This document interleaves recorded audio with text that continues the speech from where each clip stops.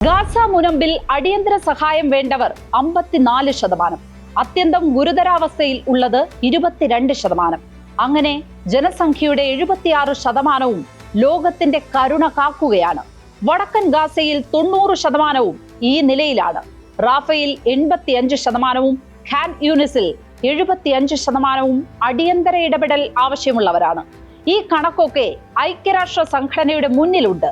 മറ്റേതെങ്കിലും രാജ്യത്തായിരുന്നെങ്കിൽ അമേരിക്കയുടെ ഫൈറ്ററുകൾ അവിടെ പറന്നിറങ്ങുമായിരുന്നു. എങ്ങനെയും ഭക്ഷണം എത്തിച്ച് ഹീറോ പരിവേഷം സൃഷ്ടിക്കുമായിരുന്നു. ഇത് പലസ്തീൻ ആയതുകൊണ്ട് താല്പര്യമില്ല.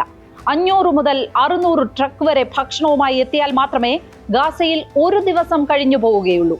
നിലവിൽ 10 ട്രക്കുകളൊക്കെയാണ് കടന്നു പോകുന്നത്. അതുപോലും ചില ദിവസങ്ങളിൽ ഉണ്ടാകുന്നുമില്ല.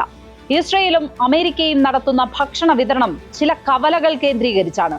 ജനം അവിടെ എത്തി വരി നിന്ന് ഭക്ഷണം വാങ്ങണമെന്നാണ് ചട്ടം. എന്നാൽ രാജ്യാന്തര നിയമം അനുസരിച്ച് ഇങ്ങനെ ഭക്ഷണ വിതരണം അനുവദനീയമല്ല. താമസ സ്ഥലത്ത് എത്തിച്ചു നൽകണം എന്നാണ് നിയമം. ഈ കാരണത്താലാണ് ഐക്യരാഷ്ട്ര സംഘടനയുടെ കാരുണ്യ ഏജൻസി പിന്മാറിയത്.